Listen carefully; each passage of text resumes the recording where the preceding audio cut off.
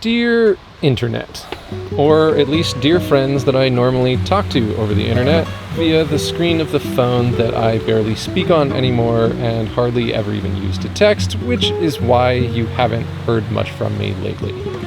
I love you all, and I miss you, but the greasy black rectangle that rides around in my pocket whenever I go to town has not really been able to outshine this bright, beautiful world I've been living in. I've grown frustrated with my phone being the thing that I interact with instead of you. So instead, it seems that I have unconsciously, increasingly chosen to interact with the paradise I found myself surrounded by instead. And it's not just been one paradise. As our conversations have drifted off, I've been through one paradise after another, after another, after another. And every once in a while, I even get to stop in a place where our mutual paradises meet, and that is the absolute best. Those times I get to share the world with you, face to face, in the same air and the same water, have been some of my favorite times. But for now, I've settled into one little paradise. It seems that lately I have traded my constant habit of horizon chasing for being in a place where I have now gone weeks without wearing anything on my feet, and even longer without having taken a shower. I only walk on the beach, and instead of wasting water on a shower, I just swim in the ocean every day. It's also been maybe a month since I've done laundry, but when you wear a shirt for about an hour at a time, and those times are maybe like 4 times a week, you can get a lot of use out of a shirt before it starts to get smelly. Mostly, I just live in shorts. 2 pairs, green and black, accidentally both the same brand and style.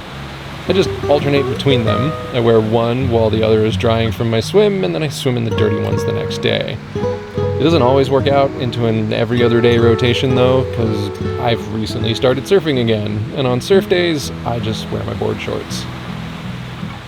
This paradise has started to feel a little too comfortable though. People have come and gone a bunch of times, and I am always here when they return. I've become a regular enough in the water that the other regulars have begun to begrudge me a little bit less for my terrible surfing and give me a wave here and there. I think I've made, dare I say, friends in the lineup that actually know my name.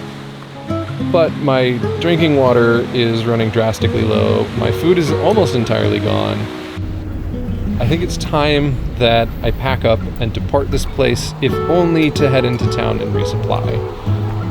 Once I leave, though, the question is it time to stay gone? Do I continue down the path I set out and keep exploring the world?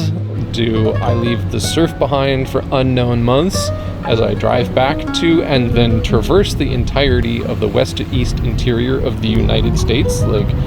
This is gonna be my one last lap of my home country before leaving it for Central America, South America, on a trip that might take years. So I'm feeling compelled. It does feel like the time. I'm ready for all those horizons. But I just received news that the first south swell of the season is heading this way next week.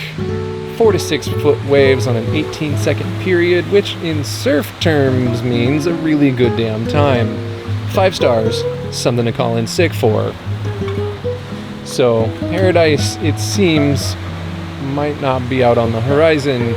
It might just be out in the water, only a couple hundred feet from my van. So, dear internet, I don't know when the next time will be when I talk to you. But I love you, and I miss you, and I can't wait to see you down the road someday.